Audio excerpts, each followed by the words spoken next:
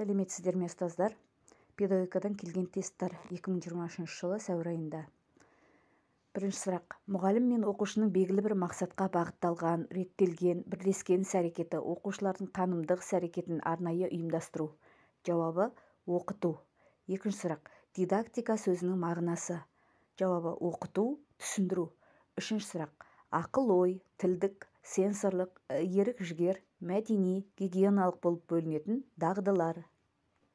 Төртінші. Күйтабақтар, үнтаспа жазылған материалдар. Жауабы дыбыстық көрнекілік. Бесінші сұрақ. Түсініктілік принципі жүзеге асырудың шарттары. Жауабы оңай, белгілі, қарапайымнан қиын, күрделі, белгісізге көшу. Алтыншы сұрақ. Жаңа және дәстүрлі емес оқыту нысандарын қолдану шартын талап ету принципі. Жауабы ынталандыру. Жетінші. Республикадағы білім саясатын жүзеге асыруды қамтамасыз ететін стратегиялық маңызды құжат. Жауабы стандарт. Сегізінші. Табиғат байлықтары туралы білім беріп, баланың ойлау қабілетін дамытудың негізгі құралы. Жауабы ғылыми жаратылыстану пәндері. Тоғызыншы сұрақ. Баланың жеке ерекшеліктерін, икемділіктерін ескере отырып, білім алуына мүмкіндік беретін оқу жоспарының бөлігі. Жауабы вариативті. 10-шы сұрақ. Сөздік әдістердің тобына жататын әдістердің бірі. Жауабы түсіндіру. 11-шы сұрақ. Жеке ұғым, құбылыстарды, құралдар, көрнекі құралдарының жұмыс істеу әдіс-тәсілдерін ауызша баяндау. Жауабы түсіндіру. 12-ші сұрақ.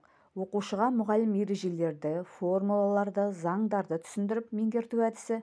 Жауабы дедуктивтік. 13-ші. Оқытудың тәжірибелік әдістері. Жауабы жаттығулар, зертханалық, практикалық. 14-ші сұрақ. Сабақтың әр бөлігінде мұғалім мен оқушылар бірге жасайтын алуан түрлі жұмыстар. Жауабы сабақтың құрылымы. 15-ші сұрақ. Білімді тексеру сабағының маңызды бөлігі. Жауабы жаңа оқу материалын тәжірибеге енгізу. Қолдану. 16-ші сұрақ. Нәтижеге жеткізетін шаралар жүйесін жасау, оқу-тәрбие процесін дұрыс ұйымдастыру. Жауабы сабаққа дайындалу. 17-ші.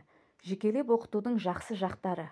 Жауабы мұғалім оқушының нені білетінін, білмейтінін анықтайды, қатесін уақытында түзетеді, оқушы өзіне ыңғайлы уақытта жұмыс жасайды.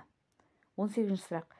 Әрбір оқу тоқсаны және оқу жылы аяғында өткізілетін оқу материалы жүйелен талдап қорытылатын тексеру. Жауабы қорытындыны тексеру. 19-ші сұрақ. Оқу-тәрбие барысын және оның нәтижелерін талдау. Жауабы мектептегі диагностика міндеттерінің бірі. 20-ші сұрақ. Бірінші сыныптың алғашқы жартысында мүлдем қолданылмайтын тексерудің түрі. Жауабы жазбаша тексеру. Дайындықтарыңыздың жемісін көріңіздер. Маған да тіркеліп, жақсы комментарий жазып қолдап қойыңыздар. Рахмет.